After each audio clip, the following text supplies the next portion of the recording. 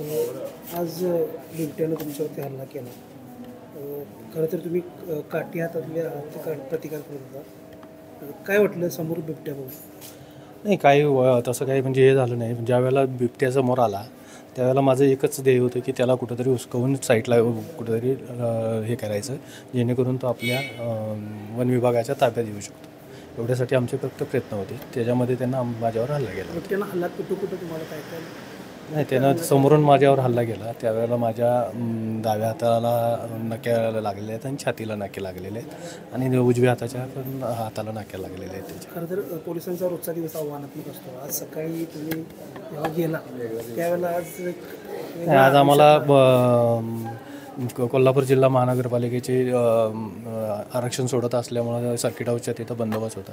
त्याच ठिकाणी ढोकेसाहेब आमचे होते, PI ढोकेसाहेब शाहूपुरी पोलीस ठाण्याचे. तर त्यांना फोन आल्यानंतर आम्हाला तिथून घेऊन वुडलँड हॉटेलच्या तिथं गेले आणि मग प्रकार घडला होता. तुम्ही काठीनं प्रतिकार केला?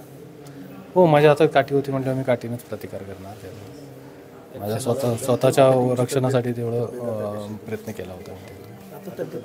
आता माझी तब्येत ठीक आहे. समोर मृत्यू उभा राहिला होता असं वाटलं?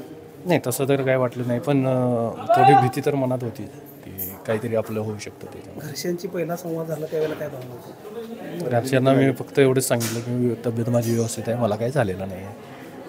त्यानंतर मग काय त्यांना एवढे जास्त भावनात्मक झाले नाहीत.